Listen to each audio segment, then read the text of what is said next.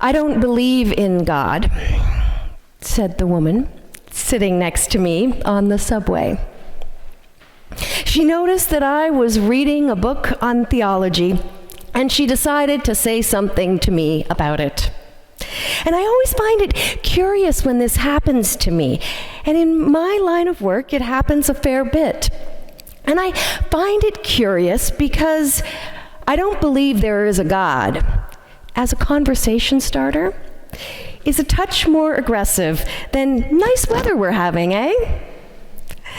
And sometimes I wish I could, depending on the individual before me, channel the comedian Louis C.K. and give some sort of a snappy reply.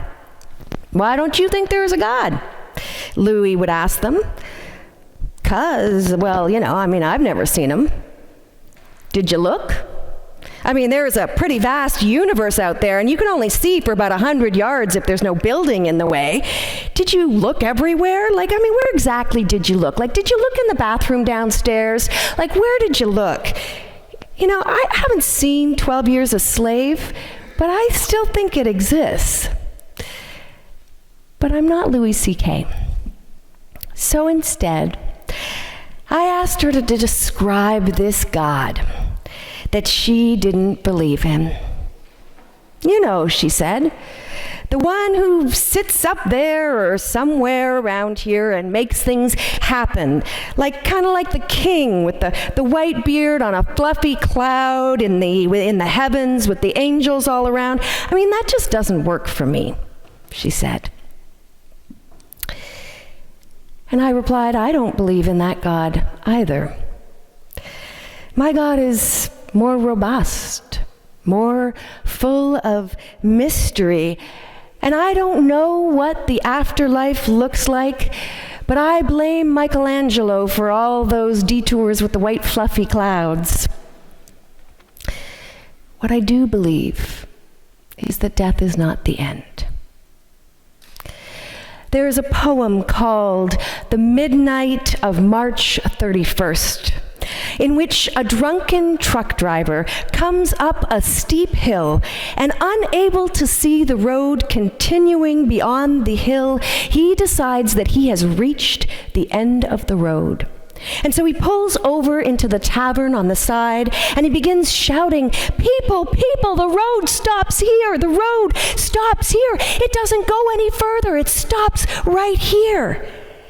And the patrons laugh at him, and they try to tell him that the road continues just over the hill, all the way through the town, and it even crosses the whole country. But the drunken truck driver is convinced that the road only goes as far as he can see. And Edward Marquardt uses this poem as an analogy for those who drive their cars into the fenced-in cemetery, pull up to the graveside of their loved ones, and think, "The road stops here. It's impossible for the road to go any further." The Pharisees and Sadducees, two Jewish sects with conflicting beliefs about this world and the afterlife, have managed to agree on at least one thing: Jesus must be stopped. So they send their best debaters to take Jesus down in a battle of words at the temple. And we've entered the story partway through a series of questions that they've set up like traps to catch Jesus. The Sadducees, a sect of Judaism that didn't believe in the afterlife, step forward. You can almost hear the well-heeled Sadducees snicker as they approach Jesus with this one, the hick from Nazareth who believes in heaven. There's scorn perhaps dripping from their tongues as they pose the absurd scenario in which a woman is left childless and widowed 7 times by 7 brothers.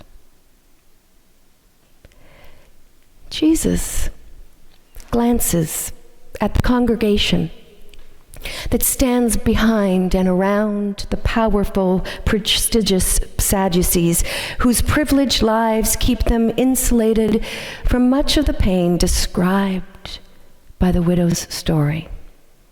In the crowd, he locks eyes with the real-life widows in precarious living situations, with the abandoned orphans, the shunned tax collectors, and the people whose hearts break over the painful reality of life in first century Palestine.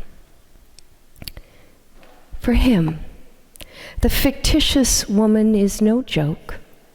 She represents the very real pain of his people, of our lives. A woman who is passed from one brother to another like chattel, never finding a place of security and peace. She's like the twice divorced man who fears he will never be loved. She is like the refugee who flees from the chemical gas and bombs only to be drowned in the sea of the world's complacency. She is the want-to-be mother, left with empty arms. She stands in for the parents and wives and siblings and children of the soldiers whose lives were left empty after the wars. She is you and me, and all of us who have ever cried out, "There must be more to life than this." And Jesus says, there is. God is the God of what we see and of what we don't see.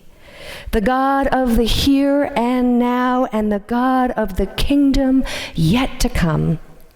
God is the one who takes the sting out of death, snatches the victory away from the grave. The end of the road is not where we think it is. The resurrected life is not what you and I experience here. Indeed, Jesus says very little about it, except that we are free from the trappings of the world, free from the pain, the suffering too, where those who were shunned in this life see their identity as children of God.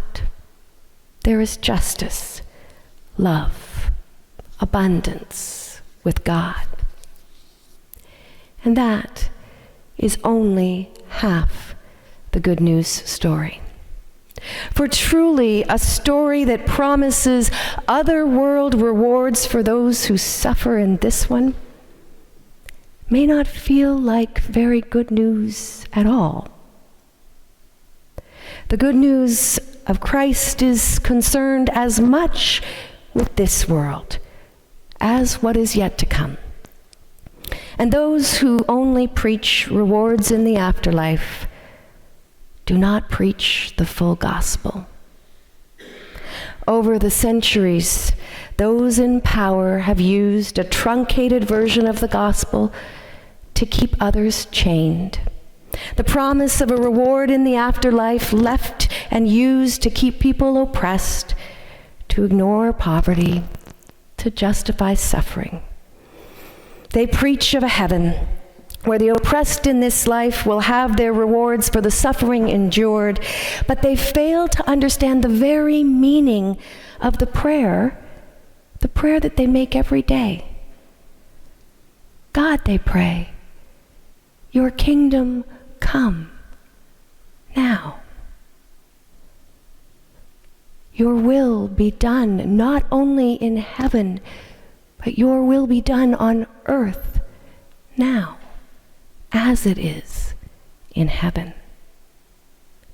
And those that get to the end of the book of Luke, clinging solely to the passage of hope for a better life, have forgotten the first words that Jesus uttered in the synagogue in chapter 4. The Spirit of the Lord is on me, because he has appointed me to proclaim good news to the poor. He has sent me to proclaim freedom for the oppressed and the prisoners, recovery for the sight of the blind. Those who preach solely liberation in the next life forget chapter 10, when Jesus tells the disciples, that's you and me, to go out and heal the sick and tell the people that the kingdom of God is near. And the widow in each one of us cries out, perhaps especially on a day like today, when we are remembering the pain, that there must be more to life than this. And God's answer is Christ. First, the Jesus that walked the earth 2,000 years ago, but so too the Christ that lives within each one of us. Pedro Reyes is a Mexican sculptor that I recommend you Google when you get home, because Pedro is transforming confiscated weapons of the drug war into musical instruments. He also melts down the metal from the guns and makes shovels that are used to plant trees with. He says we can make the sounds of war, or we can make the sounds of music with the exact same materials. It's up to us. Jesus took the cross, an instrument of torture, and transformed it into a symbol of love. Pedro is not a politician, a religious leader, not a revolutionary. He's a sculptor. He wakes up every morning looking at the materials that are in front of him and wonders, will I create heaven or hell? Will I facilitate suffering or singing? Children of God, what does your day look like? What are the materials in your hands?